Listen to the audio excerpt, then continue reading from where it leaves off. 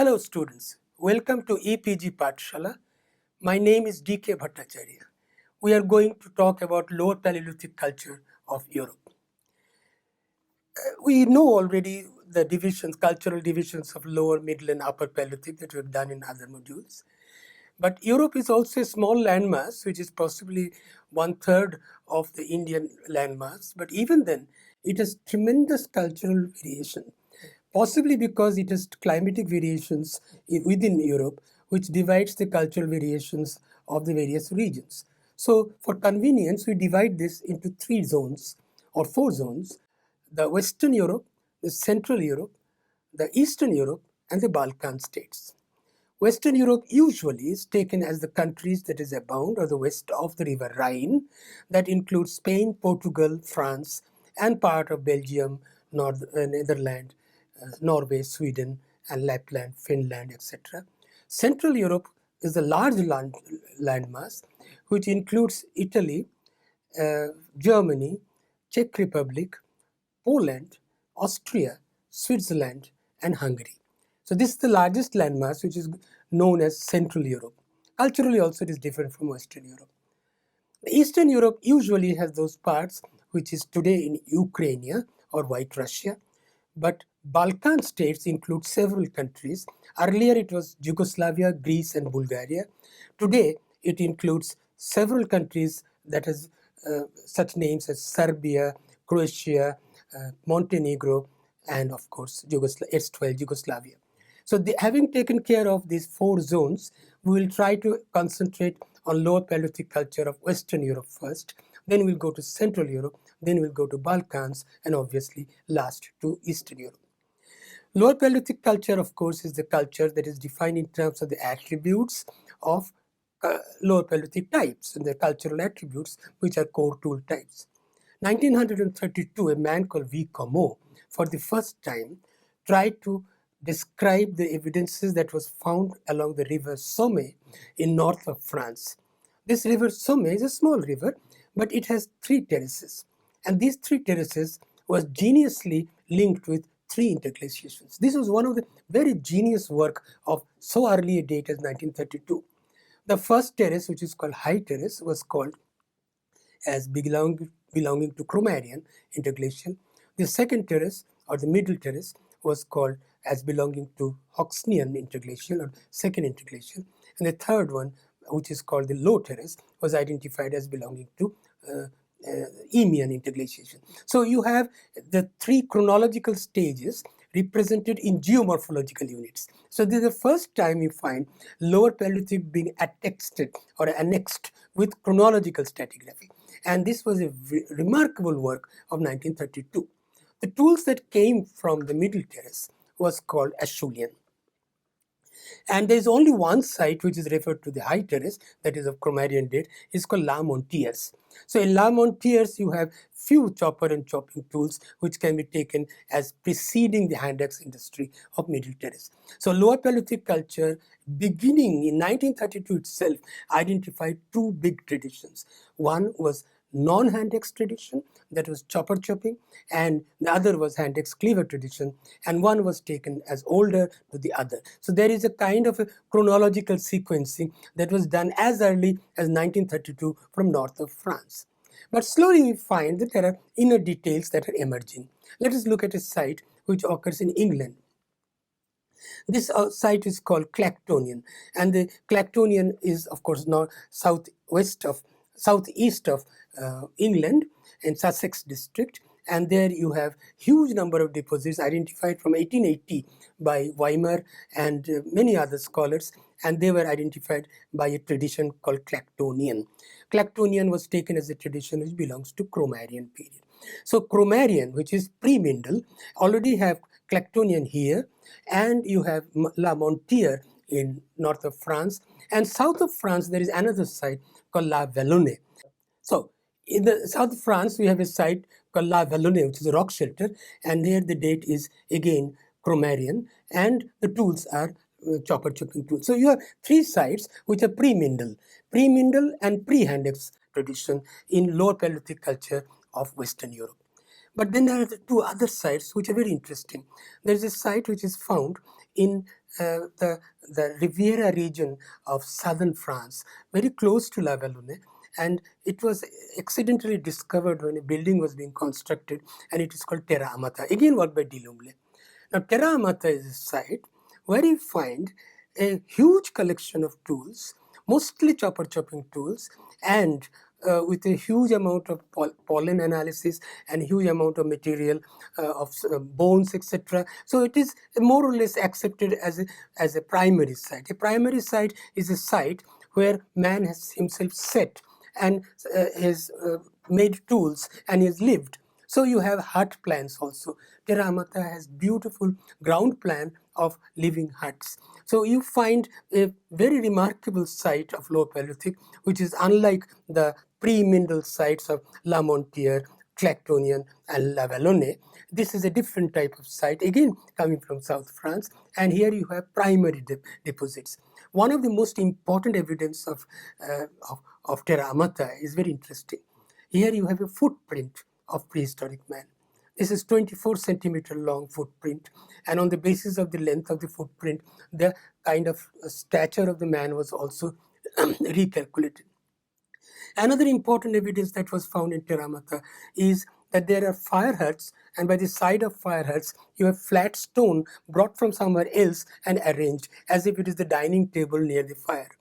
And this was another important non-lithic evidence of Terra Amata. Of course, the lithic evidence goes without saying were chopping tools. So you have a chopping tool of primary site here in addition to the 3 sites I have just mentioned. So this is a very interesting find that qualifies the Lower Paleolithic culture of Western Europe. But one point, chronologically, this is younger. The La Vallonne, the La Montière, and of course Clacton are all pre-Mindel. But Terra Amata is taken as Mindel interstadial. Mindel interstadial. So it is a little later in date. Doesn't matter. And even then, it is also basically of chopping culture, though Delumble claimed that it is an early Acheulean, and he called it Acheulean ancien. Acheulean ancien I have translated as preparatory Acheulean, as if it is going to become Acheulean very soon, but it still remains basically a chopping culture. Let us come to Spain. In Spain, there is a small gorge through which North Castile and South Castile is linked, and this range is on the mountains called Sierra Ranges. And this small little gorge through which North Castile and South Castile is linked, there are 2 sites, one on the higher level of the gorge and the other one is the lower level of the gorge. And these 2 sites are called Torralba Ambrona. Torralba Ambrona is again dated Mindel interstadial. So Torralba Ambrona and Terra Amata are more or less coeval, occurring at the same date. But look at Torralba Ambrona. It is one of the peculiar sites where you find as many as 1,000 elephant skulls lying in the lower valley, not in the upper one. Upper one is called Torralba, lower one is called Ambrona. So it is in the Ambrona that you find more than or nearly 1,000 elephant skulls. On the basis of these skulls, it was identified or it was interpreted that this narrow gorge which links North Castile with South Castile was seasonally used by elephants who are herbivores to migrate from North Castile to South Castile during the time of winter. In winter, most of Europe does not have any leaf in the trees. They are all deciduous plants, so the leaf falls. And any herbivore, he has to migrate or die. So all herbivores try to migrate to areas where there are leaves available, and elephants, of course, had to come down to the southern part, which is close to Sahara, so it had a forest which could maintain these elephants.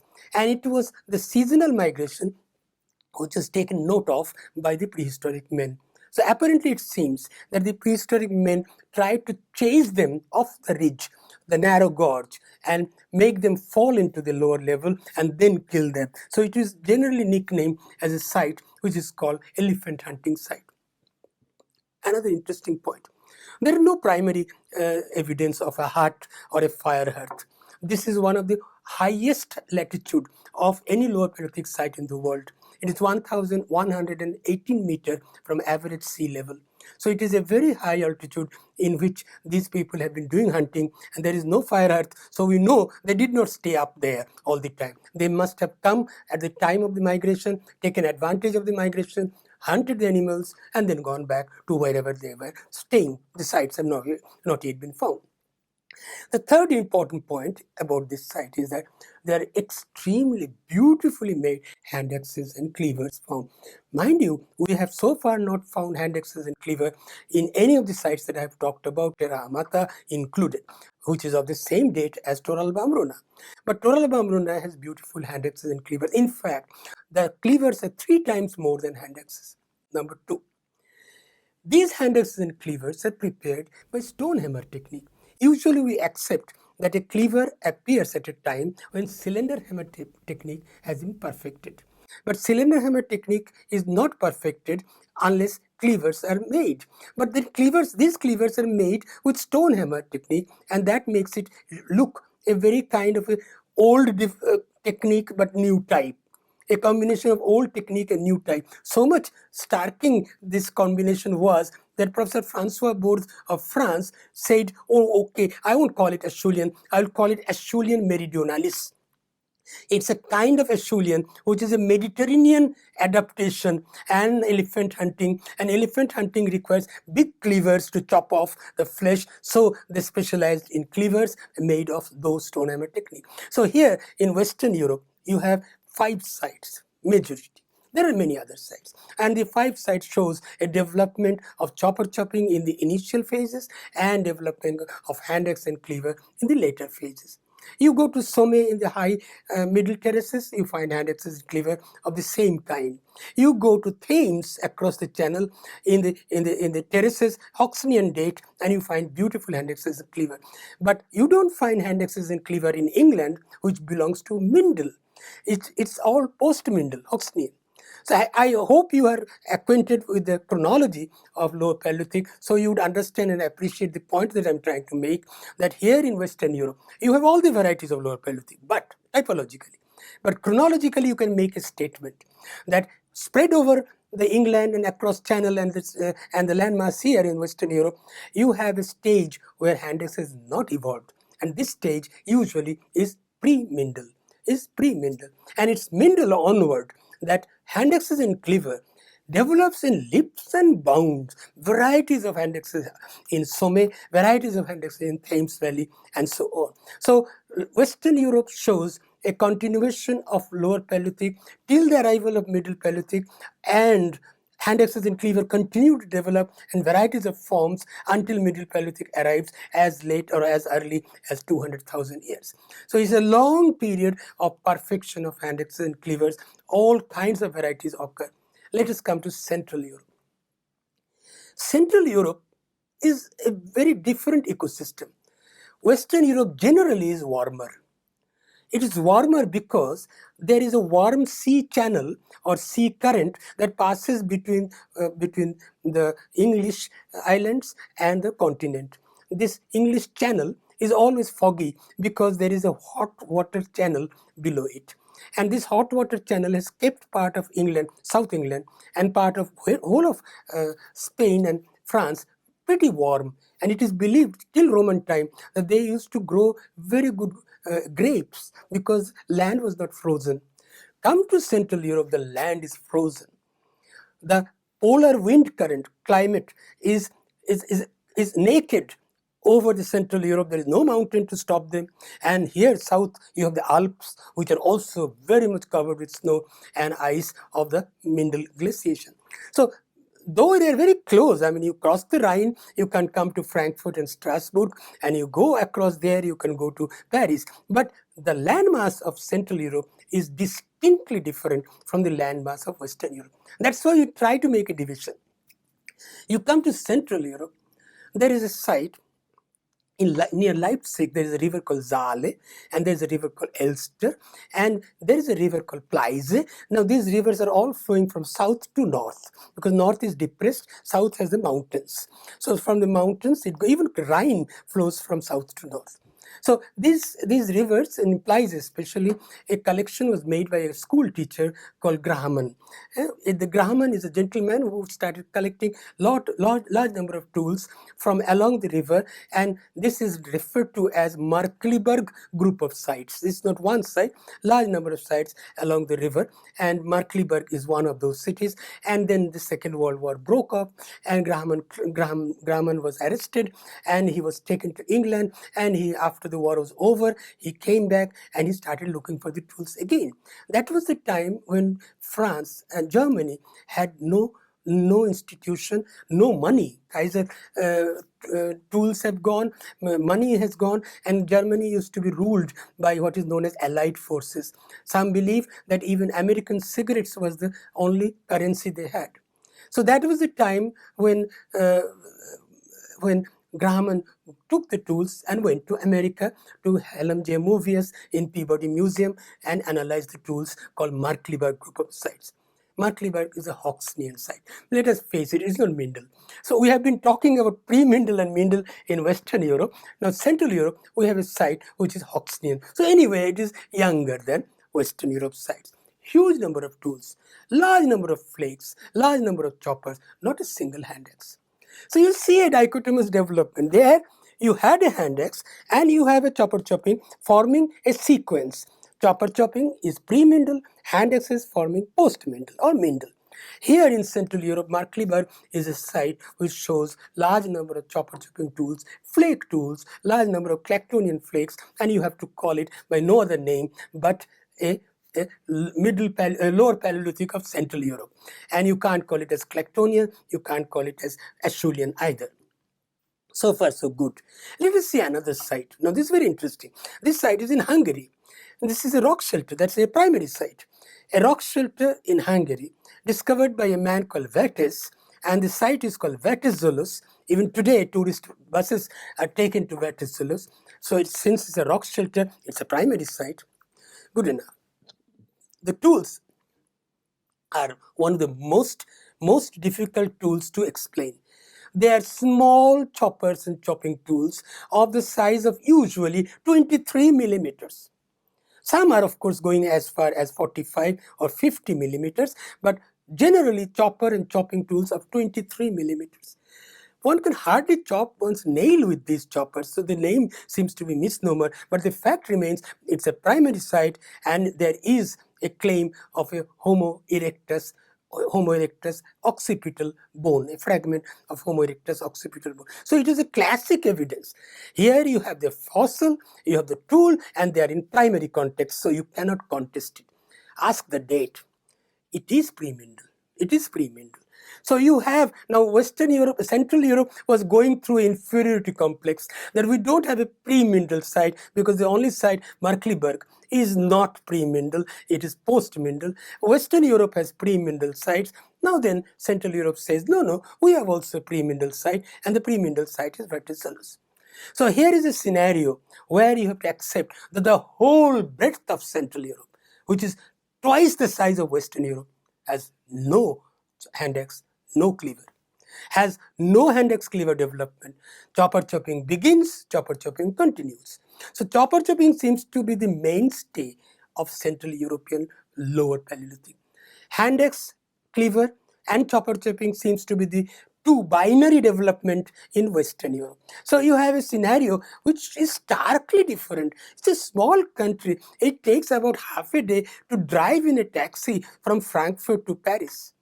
And yet you have such a large difference. Many people have said there must be a reason. Give us a reason why there is so much difference. Either you say that we have still to discover hand axes, we have still to discover post-Mindel sites, or you wait and see this must be the only development that is there recorded and we'll find a hand axe and cleaver later on. Or you accept that this is the mainstay of the culture here. The moment you accept that this is the mainstay of the culture here, you have to accept why didn't they change it to hand axe and cleaver. Now, this is a very important issue on which all Central European archaeologists are very shy of explanation. They would not like to say that, no, we have not developed. Who will like to say we are not developed? Or they will say, we did not care to develop.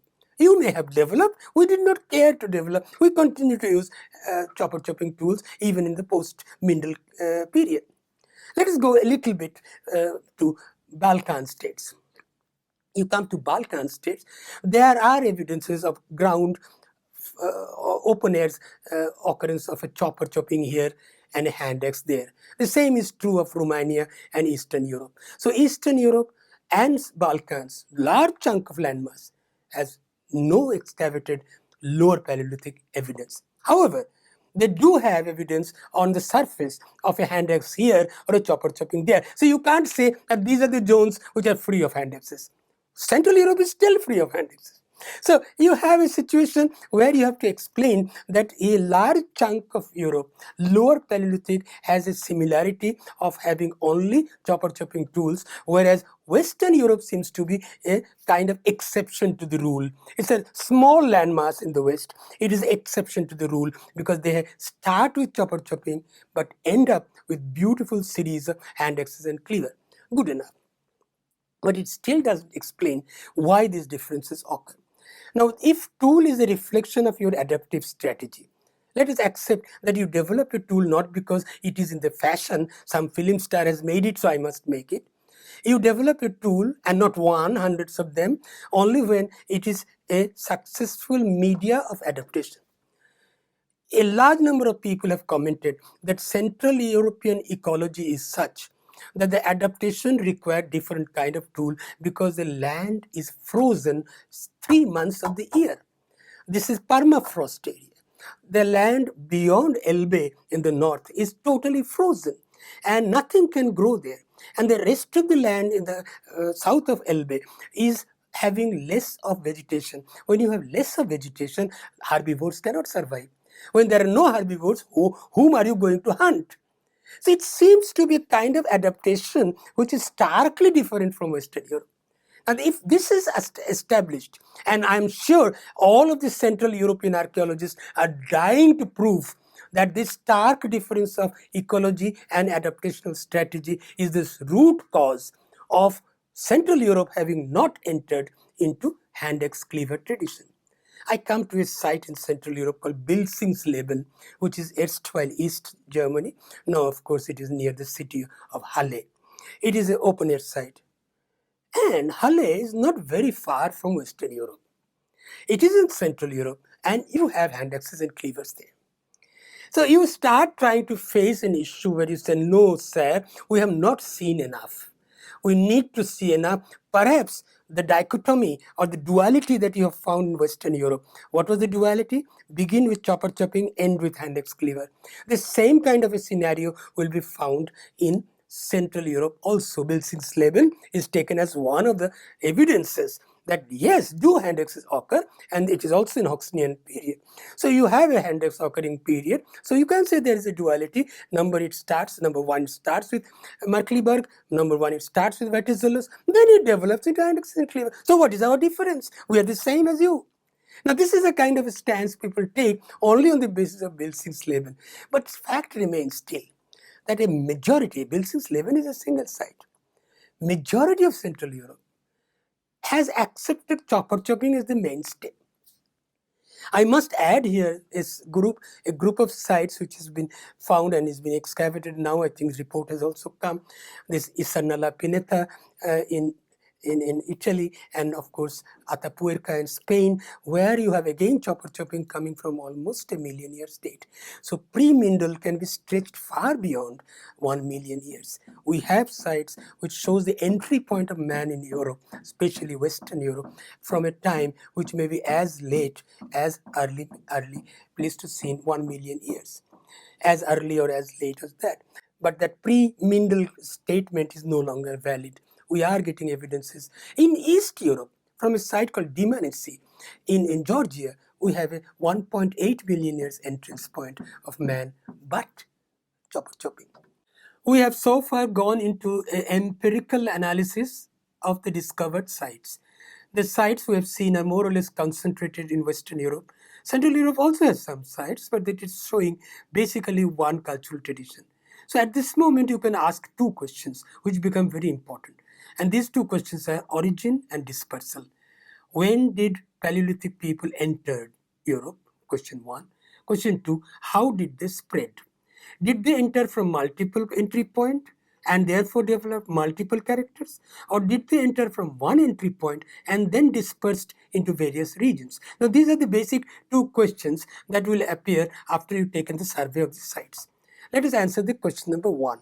If man has entered Western Europe or Central Europe, earlier we thought it is just pre-mineral period of, say, lower Pleistocene, but now we have dates and very good dates available for entry of man or evidence of man's presence in southern part of Europe in sites like Torre Pietra, Perinord and Atapuerca. These are all sites which go beyond 1.5 or 1.4 million years age, and that means man entered Europe almost around the same time that man evolved in East Africa. The earliest date of Homo erectus evolution in East Africa is put as 1.8 and Homo habilis as 2.2. So man has evolved in Africa and then entered into Europe. And the date of its entry is not very young. It is as early as 1.6 or 1.8 million years. Point number 2. Did they enter from one point? It seems from all the evidences now that man did not enter Europe from one point. The evidences are so different in Central Europe, as we have already explained, or the parts of Western Europe, then it shows that the entry point are different and they developed in their own individual imperatives. So the imperative is not the same. Somebody developing in Western Europe had different sorts of imperatives, and somebody developing in Central Europe, that to various regions of Central Europe, had different kinds of imperatives. So if they are from different area they entered, we still don't know whether they crossed Africa through Gibraltar or they crossed Africa through Sinai and then through Sinai going into Europe as an individual branch. Third point, if they entered Europe from 2 points or several points, how far did they go in Europe? How far did they penetrate? It is now almost proven that man did not penetrate beyond 45-degree latitude. The entire landmass lying above 45 is totally permafrost, frozen land and vegetable-less land. So no man entered in lower Paleolithic period in these regions. Man remained basically concentrated around the Mediterranean belt, and the two cultures that they made were on the imperatives of the local adaptational strategies, and many of the sites are free of hand access. So hand access at this moment seems to be classically a development of Western Europe. Now the third question that comes is, why did hand axe develop in Western Europe and why it did not develop in Central Europe? Obviously, there must be reasons. And it is not value or qualitative judgmental stand that we can say, well, they did not remain or they did not evolve because they were kind of primitive and so on. It is very true that a leafless whole of Central Europe has a period of almost 3 to 4 months of leaflessness. The entire forest are without leaf. The deciduousness, the forest leaves fall, so much so that even today they have a date that during the fall the semester will open. Fall refers to the leaf falling down. So the leaf falling down means there is nothing to eat for the herbivores. Some of the herbivores require very large dose of leaf every day. So man must have been migrating to the southern fringe of the Mediterranean belt. No wonder you have such rich sites in Italy, which is of 1.6 million date, and we have in Spain you have sites. So it seems that man must have concentrated around the Mediterranean belt, and it is true that there is no evidence of they having entered from the single point. It is beyond doubt that they entered from 2 points. So the third point is they did not disperse above 45-degree latitude. There is no Lapland, no Denmark, no Norway, no Sweden, no Poland lower Paleolithic sites. These are rich with upper Paleolithic sites, but there is no lower Paleolithic site.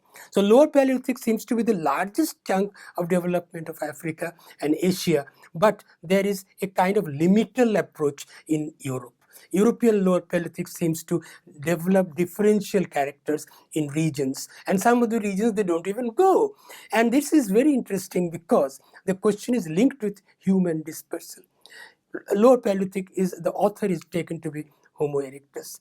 If Homo erectus had two places of development, then it again gets enmeshed into the issue of multi-regional theory of evolution, or the DNA metamorphosis of saying it is mono-regional development. So Homo erectus entered from one point and then he developed into late Acheuleans and so on. So there are issues and issues, but we have basically, though most of the European scholars don't agree, they don't agree that we have a separate entry point for Central Europe.